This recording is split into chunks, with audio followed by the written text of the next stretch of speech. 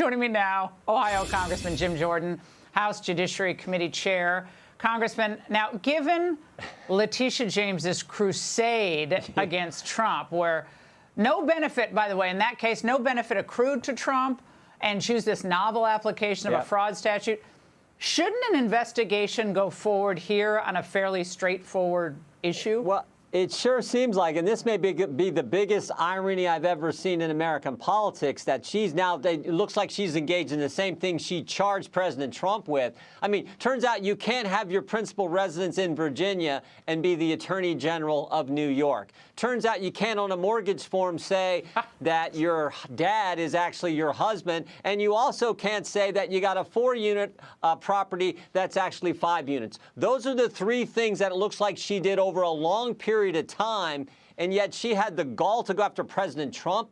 You got to be kidding me. So, yeah, I think this is real. We'll see. Her comments so far, she's been kind of quiet. Of course, she does a typical thing the left always does. The left will you know, they'll always accuse us of what they're doing. And the other thing they always do, the left will tell a lie. Trump did something wrong. Big media will report it. Big tech will amplify it. And then if you tell the truth, they call you names. And that's exactly what she did. I think she called President Trump and his administration bullies for simply pointing out that it looks like she lied on these forms, and she did it to get better terms and a better rate on the loans. So she was doing it for personal gain, and you're not supposed to do those kind of things.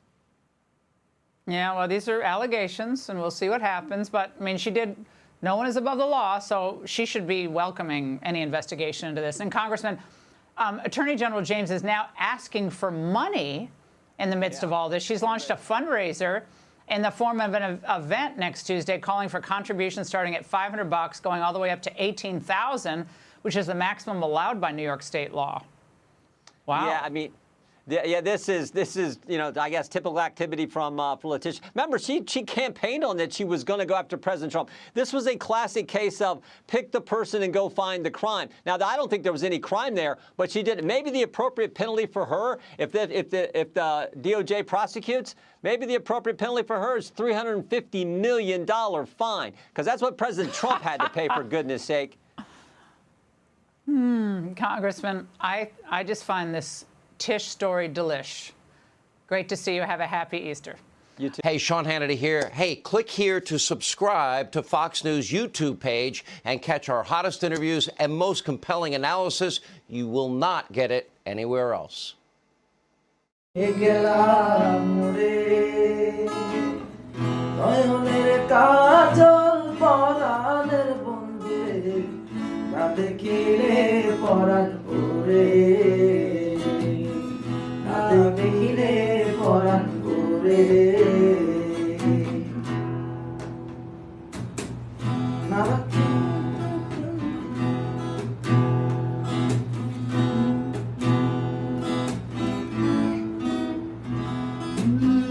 নারাকি মাটিতে নারাকি পাটিতে নারাকি পালকের ঘরে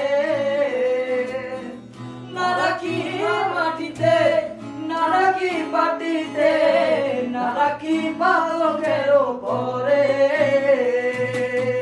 চিতির সুন্দরে রাখিব বন্ধুরে চিতির সিন্ধুরে রাখিব বন্ধুরে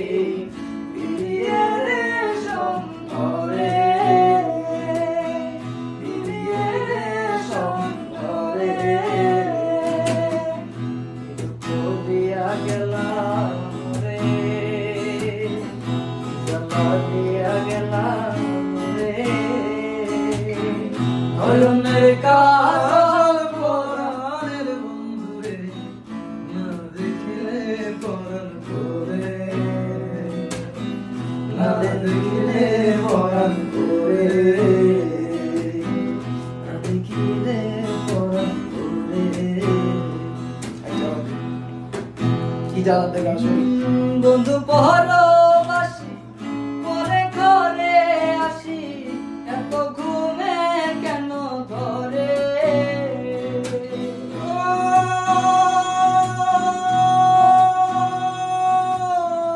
বন্ধু পরবাসী পরে ঘরে আসি এত ঘুমে কেন ধরে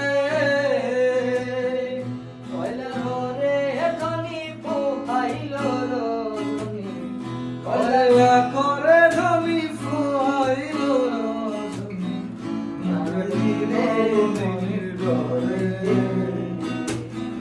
না রাখি দিনের ডরে কি জ্বালা দিয়ে গেলাম মোরে নয়নের কাজল পরাণের বন্ধুরে না দেখিলে পরাণ করে না দেখিলে পরাণ করে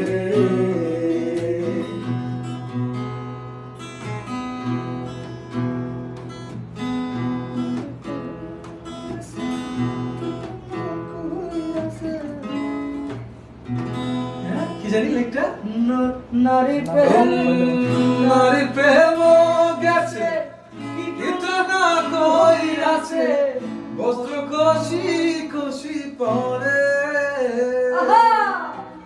ও নারী প্রেম গেছে কিন্তু না কই আছে বস্ত্র কষি কষি পরে